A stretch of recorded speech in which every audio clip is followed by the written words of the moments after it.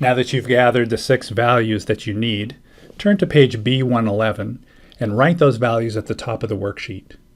Then fill the values in down below and do the appropriate multiplication and division to calculate 6 useful quantities: the total completed interviews that will need to be conducted in the survey, the total number of households that will need to be visited, the total households to visit in each stratum, the number of clusters to visit in each stratum, the number of households to visit in each cluster, and the total number of clusters in the survey. These are the key sample size values that you will pass forward to the logistics and budgeting teams to estimate the timeline and the resources that would be needed to conduct this survey. They'll pass those numbers back to the steering committee, who will decide whether this survey is affordable and can be achieved in a timely manner. If so, then your sample size work will be finished. If not, you may need to work with the steering committee to identify some values that could change, but still give them meaningful results for managing the vaccination program. The worksheet on page B111 in your manual is set up for a single sample size scenario.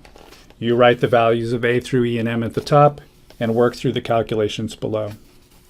There's another worksheet on page B113 that's also set up for a single situation, a single scenario. You write the inputs at the top and do the calculations below. The worksheet on page B114 is designed to support an iterative series of calculations. You can put the values for each scenario in a row, and there are rows for up to 10 scenarios. So 10 different combinations of A, B, C, D, E, and M can be entered here, and you can see what are the implications of changing the various parameters. When I change the inputs, what does it do to the outputs? So select the worksheet that's most useful for your situation. You'll notice also in Dana's spreadsheet, when we get to that, the Excel spreadsheet, that for estimation, she has room for 3 scenarios, so you can compare what happens when you change the inputs in three different scenarios.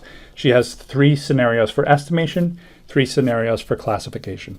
So we hope that these resources will be helpful to you, and we look forward to helping you work through them the first few times yourself.